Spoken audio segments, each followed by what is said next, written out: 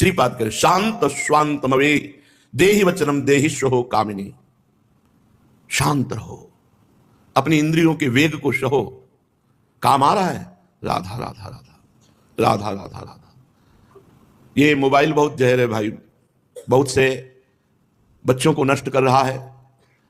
बहुत सुधार भी इससे होता है, सत्संग सुना जाता है, आवश्यक फोन आदि आवश्यक कार्यों में बड़ा प्रयोग में आने वाला यंत्र है, धन्यवाद भी है, पर इसका जो कुप्रयोग करते हैं बहुत हानिकारक है। ये प्रहलाद जी ने भगवत स्तुति में कहा, एक काम वेदना एक खुजली सी है, नई दाद जैसे हो ना, खुजलाओ तो बड़ा अच्छा लगता है, लेकिन बाद में जब वो फबकती है और जलन पैदा करती है। शक्तिपात में तुम्हें सुख मिल रहा है, उसके रोकने में कितना सुख होगा। एक अद्भुत नशा रहता है उसके रोकने में, एक अद्भुत ओजस्विता रहती है, एक तेज रहता है।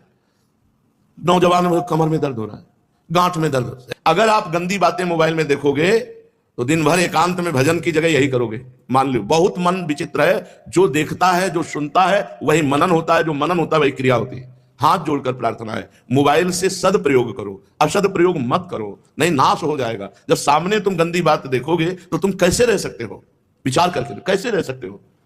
इसलिए सबके पास मोबाइल, अब ऐसा ना निषेध, देखो कैसी चाल से भेजा गया जहर, ना निषेध कर सकते हो इसको कि अब निषेध करो तो बहुत सी सेवाएं हैं जो उसी के आश्रित है, मोबाइल के ही आश्रित है, और निषेध न करो तो अब ये सब बात है। और स्मार्ट के नीचे कोई रखना नहीं चाहता। श्रीपाद कह रहे हैं अगर प्रेम प्रकट करना है तो शांत स्वांतमवे देहि वचनम देहिष्यो कामिनी रूपाग्नौ न पतंग वन्यपतरे चक्षु प्रमादादपि। जैसे पतंगा तेज के लोभ में जाके अपने को जला देता है, ऐसे ही ये काम का लोभ जो है सर्वनाश कर देता है बड़े बड़े ज्ञानियों का। अज्ञानियों की तो बात ही नहीं है। आप ज्ञानी नाम अपि चेतांसी देवी भगवती ही सा बलादा कृष्ण मोहाय महामाया प्रेक्षति। महामाया, हे नाथ मैं आपकी शरण में हूं, रक्षा करो। और हर समय राधा राधा राधा राधा, तो बचने के चांस है। और ये गंदी बातें देखना, गंदी बातें करना, ये सर्वनाश है। ये बच्चों में ऐसे फैल रहा है वायरस की तरह, ये जो हस्त क्रिया है बच्चों में ऐसे फैल रहा है वायरस की, तो ये बहुत हानिकारक है। काम का जो स्वरूप है वो तुम्हारे हृदय में मंथन करेगा, पर उसका प्रयोग न करो तो शांत हो जाएगा। ये इसकी प्रक्रिया है जीतने की। जैसे जलन हुई बहुत अंदर, एकांत हो जाओ, शांत हो जाओ। शांत स्वांतमवे, शांत हो जाओ। राधा राधा राधा, लाडली जू कृपा करो, हे करुणामय कृष्ण कृपा करो, आपको बल मिलेगा। देखो बहुत फराटेदार सत्संग की बातें हम आपको बताते जाएं और नींव आपकी कमजोर है तो कुछ पकड़ में नहीं आएगा। दूसरी बात, माधुकरी की रोटी पाई, उसका अलग प्रभाव देखा। घर में एक घर में बैठ करके प्रसाद पाया, उसका अलग प्रभाव देखा।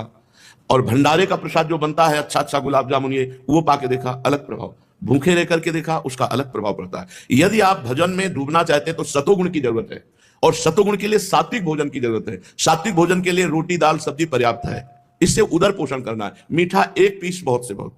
ब्रह्मचारी को खट्टी वस्तु, अधिक मीठी वस्तु, गरिष्ठ वस्तु, फूल गोभी, चावल, दही, कई ऐसी मूंगफली और ड्राई फ्रूट, सब ये सब बीमार की तरह भोजन ब्रह्मचारी का होता है। हल्का भोजन, सात्विक भोजन, अच्छे अच्छे पदार्थ पाओगे तो भजन नीरस होगा, और नीरस भोजन पाओगे तो भजन सरस होगा। कितनी बार सुना है, कौन धारण करता है। शांतम स्वांतमवे देहि वचनम। ऐसा नहीं प्रभु कि हम आपको उपदेश कर रहे हो और हम रसगुल्ला छान रहे हो, ऐसा नहीं है। सच्ची मानिए, अगर आप हमारे भोजन को देखेंगे तो आप यही कहेंगे कि ऐसा भोजन तो एक साधारण आदमी भी नहीं करता। नमक, थोड़ा घी रख लिए, ज्यादा नहीं, और रोटी से ऐसे, या थोड़ी सब्जी थोड़ी दाल, इसी से हमारा चलता है। और तो योग्य ही नहीं रखा। यही जीवन की बड़ी लीला विचित्र है कि जब पाने लायक थे तो था नहीं, और जब है तो पाने लायक नहीं है। और बड़ी भगवान की विशुद्ध कृपा है, बहुत विशुद्ध कृपा है भगवान की। जब प्रतिकूलता के द्वारा जीवन में भजन की वृद्धि की जाए, प्रतिकूलता से ही भजन की वृद्धि होती है। बिल्कुल समेट, ए देखो ये शरीर तुम नहीं हो, मान लो, ये इंद्रियां तुम नहीं हो, मान लो। जब नहीं मानते तो मेरे भगवान वही सब अनुकूलता दे देते हैं जो आप चाहते हो। जो इच्छा करियो मनमाही, हरि प्रसाद कछ दुर्लभ नाही। शांत, कितना आनंद है। शांत आप बैठे हुए भगवत चिंतन परायण, आंखों से अश्रु, जरा कभी ललचाओ ऐसे सुख के लिए। वचनम देहिष्यो कामिनी रूपाग्नौ न पतंग वन्यपतरे चक्षु प्रमादादपि। नेत्रों से चक्षु प्रमादादपि। यदि माताओं बहनों की तरफ गंदी दृष्टि से देखोगे, मोबाइल में गंदी दृष्टि से वो सब देखोगे, बहुत बहुत कलयुग का विचित्र स्वरूप है। ये जो मोबाइल है बहुत साधना में बहुत हानिकारक है, बहुत हानिकारक है। अगर आप इंद्रिय विजयी हो तो बहुत सहायक भी है। रख दिया महापुरुषों के वचन, कान में सुन रहे, माला चला रहे, बहुत सुंदर सहयोग है, एक से एक महापुरुषों के वचन आप सुन सकते हैं, लेकिन इंद्रिय विजयी नहीं है तब तो बहुत बड़ी हानि है। और इससे बचो भाई, इससे बचो, बच्चों इससे बचो। अगर किसी को गलत क्रिया का अभ्यास है तो नियम लोग, ये कसम खाने से, दृढ़ता पूर्वक कसम खाने से छूटता है। जो करता हो, बच्चा हो कोई भी हो, कसम खाओ आज कि मैं अपने हाथ से कभी भी कोई ऐसी चेष्टा नहीं करूंगा। अंदर ही अंदर स्वीकृति कर लो, क्योंकि ये बहुत हानिकारक है भाई, बहुत हानिकारक है, बहुत हानिकारक है। जो इस क्रिया को करते हैं वो गृहस्थी में जाने लायक नहीं रह जाते, क्योंकि उनकी नस नाड़ियां इतनी नष्ट हो जाती हैं कि वो सोच मात्र से गृहस्थी के योग्य नहीं रह जाते। वो जहां चिंतन किए तहां वो गृहस्थी के लायक नहीं रह जाते, ऐसी कमजोरी हो जाती है। इसलिए गृहस्थ और विरक्त दोनों के लिए ये हस्त क्रिया बहुत हानिकारक है। इसका कहीं प्रवचन नहीं होता, इसकी कहीं चर्चा नहीं होती, और ये बहुत हानिकारक है। ना बच्चे माता पिता से बता सकते हैं, ना माता पिता बच्चों से पूछ सकते हैं। जिससे नींव मजबूत होती है, वही नींव बर्बाद कर दोगे तो कैसे बनेगा। रूपाग्नौ न पतंगो वन निपतरे चक्षु प्रमादाम अभी। ये जो रूप सुंदर लगता है ये केवल क्षणिक है, कोई सुंदर नहीं। थोड़ा तो आंखें खराब इसलिए सुंदर दिखाई देता है। सुंदर वो है जो सुंदरता की सीमा का भजन करता है, प्रभु का भजन करता है, जिसका हृदय सुंदर है। रूप सुंदर हो न सुंदर हो वो सुंदर है, जिसके विचार सुंदर हैं, जिसका चरित्र सुंदर है, जिसका भाव सुंदर, वो सुंदर है। ये चमड़ा सुंदर थोड़ी है। आए थे कहती मैं खुश नहीं हूं, विश्व का हर सुख हमारे पास है। कहती मैं खुश नहीं हूं कि सब कुछ हमारे पास है पर हम खुश नहीं है। हम आपसे पूछने आई क्यों? तुम कहा श्री कृष्ण तुम्हारे जीवन में नहीं है इसलिए तुम खुश नहीं हो। जिसके जीवन में भगवान नहीं है वो कभी खुश नहीं हो सकता।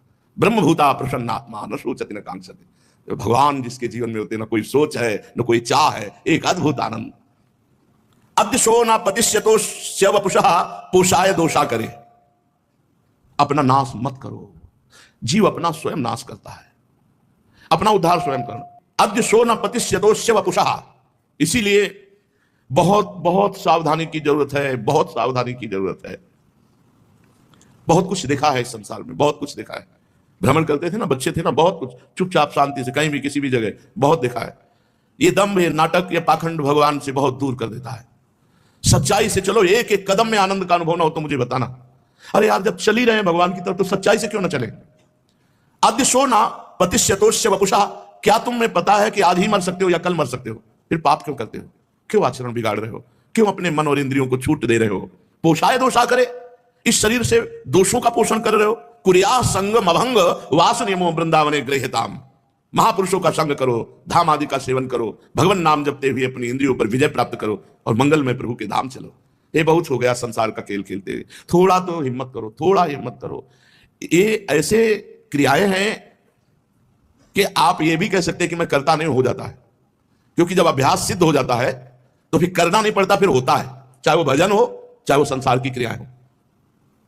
सिद्ध आदमी जो भजन करके भगवान का होता है ना, उसकी दिव्य लीलाएं चलती, वो बात करता है भगवान। और जो प्रपंची होता है वो भी सिद्ध होता है। वो सोते समय जगते समय भी गाली गलौज संसार की बातें वही उसके, वो भी सिद्ध हुआ है क्योंकि जीवन भर वही किया है। तो जैसे बूढ़ा आदमी ना, तो देखा तो लगा किसी से बात कर रहा, अकेले में बात कर रहा है, अकेले में अपने आप में बात कर। जैसे सिद्ध पुरुष अपने आप में बात करते हैं भगवान से, ऐसे वो प्रपंच में खोया हुआ है। ऐसे ही ये गलत क्रियाएं भी सिद्ध होती हैं, फिर हटाना मुश्किल होता है। पर परिपक्व अवस्था आ गई अभ्यास की तो गलत क्रिया हटाना बहुत मुश्किल होता है। इसलिए अभी आज जो सत्संग में बैठा है वो अगर इन गलत क्रियाओं को करता है तो वृंदावन धाम को साक्षी करके कसम खा लो, आज से स्वयं में कोई भी ऐसी असत क्रिया हम नहीं करेंगे।